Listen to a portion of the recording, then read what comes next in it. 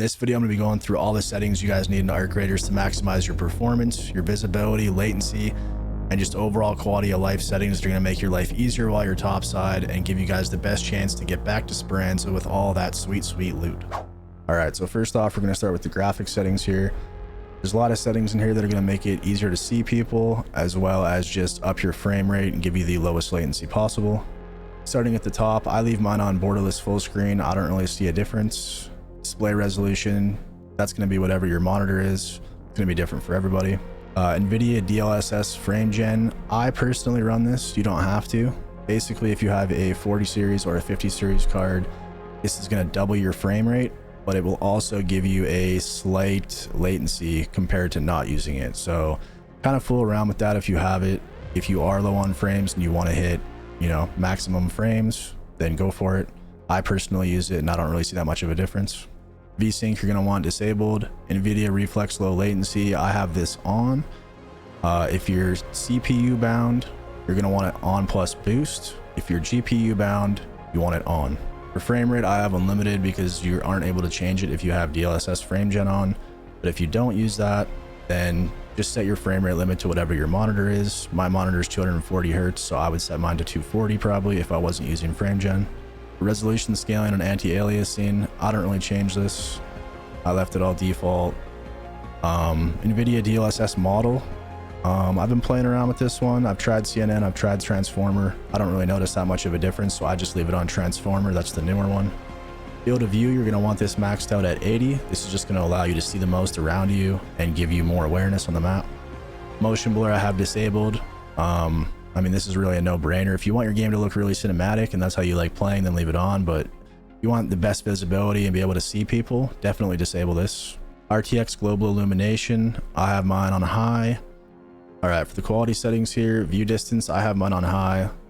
You could leave it on epic. This is only going to matter for things in the background like objects. So you players won't matter. You'll always see players no matter what, even if you have this on low or epic. This is just going to matter for background rendering things. So if you like to be able to see stuff from a far distance, leave it on epic. I personally leave mine on high. Anti-aliasing, this is personal preference. I have mine on high. Shadows high. And the shadows one is weird because if you'd think that you'd be able to see more having your shadows on medium, but for some reason I'm able to see better in shadows when I leave it on high. So that's what I have it on. Post-processing I have on medium. I don't really notice too much of a difference between medium and high, so I just lowered that to save on frames. Textures, I'd recommend leaving this on high or epic, just makes the game look better. Effects I have on high. You could lower this if you need the frames. Reflections high. All right, now foliage. This is probably the biggest one. You're definitely going to want this on low. This is going to take away a lot of the grass and make the bushes a little smaller. And say you're hiding in a bush and you have foliage on low and a guy runs up to you and he has it on high, he's most likely not going to see you because there's extra grass for him and the bushes are more dense. So you're basically always going to want this on low. And it works the same way as well. If you have your foliage on high and you're hiding in a bush and somebody runs up to you and they have theirs on low, they might be able to see you because they have grass that isn't rendered, but on your screen it is, if you know what I'm saying. So always have this on low. It's just going to help with your visibility. That's probably the biggest one. Global illumination resolution, I just leave this on high. I don't really notice too much of a difference.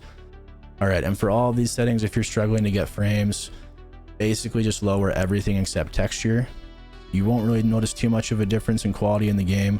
I like my game to look decent for recording, but yeah, if you're struggling to get frames, just lower as many of these as you can.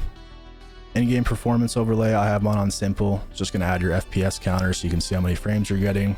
That's totally personal preference. And then at the bottom here, idle energy saving and inactive window energy saving, I have both of those disabled. I don't really notice too much of a difference with them on or off, so I just turn it off. All right, now for the audio settings. Night mode is probably the most important. You're going to want this on. Basically, all this does is make the low sounds higher and the higher sounds lower. So low sounds like footsteps and people rustling around in bushes, you'll be able to hear that better. So definitely have this turned on. All right, now master volume, I leave it 100. Effects I have at 50 just because I think they're a little too loud, so I turn it down a bit. Music volume is at 25. This is just for in lobby. Dialogue volume I have at 35. Party voice chat volume I never really use. I just turned it down to 70. And then proximity voice chat, I turn this up a little bit because this is going to allow you to hear people. If they're talking in prox chat, you're going to be able to hear them from further away.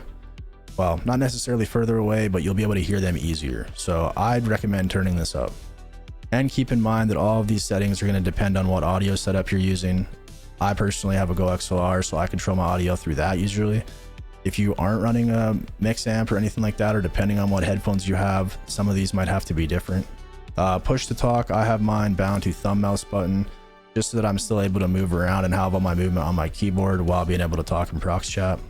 All right, now for accessibility, this is mostly going to be your crosshair type. I personally run the circle with a dot in the middle, and then I turn all the values down to the lowest, so it's the skinniest crosshair possible. A lot of people also like to change the color. Green or teal is a good color to use. Makes it easier to track people and not get caught up in the background. I personally run white, but this is just personal preference. Mouse and keyboard settings, there isn't really much in here. I have my horizontal sensitivity and vertical sensitivity on 25. Kind of just fool around with this and find a sweet spot, whatever works for you. I'm on 25 sensitivity on 800 DPI. Now for the controls, I personally left on mine default. This is another thing that's going to be personal preference. Everyone likes using different keybinds if you play certain games or you're used to certain things. So just kind of fool around with the controls and find what works for you. All right, that's going to be it for the settings in game. I'm going to go over to the Nvidia control panel and show you guys what you need to change in there so you can have the best performance on your computer. All right, so once you're at your home screen here, you're going to go down to the search window and find your Nvidia control panel. You might have to type it in, or it might be in the bottom right. All right, so once you get that open, we're going to go over to manage 3D settings, and we're going to go through the global settings here. First one you're going to want to change is low latency mode. Make sure this is on. You don't really need it on ultra. There won't be much of a difference between on and ultra, so I just leave it on. Next one is going to be monitor technology. Make sure you have this on fixed refresh. Going down to OpenGL rendering GPU, click on this and select whichever GPU you're using. Power management mode, make sure you have this on prefer maximum performance. This is just going to allow your computer to get the most frames and run the best. Preferred refresh rate, make sure you have this on highest available. Texture filtering quality, you're going to want on high performance. And that's going to be it for the global 3D settings. Now we're going to go over to adjust desktop color settings. Now, a lot of people have been doing this in, well, people do this in a lot of games, but basically you can come in here and you can up your brightness and your contrast, your gamma. So this is going to allow you to see better in the dark. It might make your game look a little washed out if you put it too high, but if you turn it up just a little bit, it's going to allow you to see people in shadows that you normally wouldn't be able to see. So I personally run brightness at 52, contrast 52, gamma at 1.12, and then I have my digital vibrance at 60. The digital vibrance is just going to make your game look more colorful. A lot of people like to go up to 70.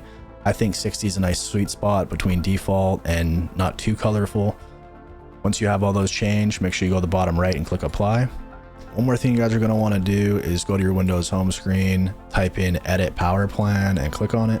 Go over to the top at power options and make sure this is on high performance. By default, I'm pretty sure this is on balanced, which you do not want. So you're going to want to come in here and put on high performance. Favors performance, but may use more energy. Depending on your computer, this might matter a little bit or a lot, but this is definitely something you should do no matter what game you're playing. So definitely go in there and change that. All right, now you're going to want to open up Steam, go to the top left, click on settings, go down to interface, and make sure you have all the ones here that I've deselected. So run Steam on my computer starts off, start Steam in big picture mode off, enable smooth scrolling and web views off, enable GPU accelerated rendering in web. This is probably the most important one. Make sure this one's off. And then notify me about any additions or changes to my games. I have this off personally, but you could leave it on if you want. And then any other apps that you're using like Discord, or if you have Nvidia app, make sure that you have any overlays you're not using turned off, because all that's going to do is bloat your game, bloat your computer, and make it harder to get good frames. So if you have Discord overlay on and you're not using it or you don't need it, make sure that's off. Same with hardware acceleration in Discord, all that kind of stuff. But that should be all the settings you guys need to get the most performance in Arc Raiders. I hope you guys enjoyed the video. I hope this helped you. If it did, make sure you drop a like and hit that subscribe button, and I'll see you guys in the next one.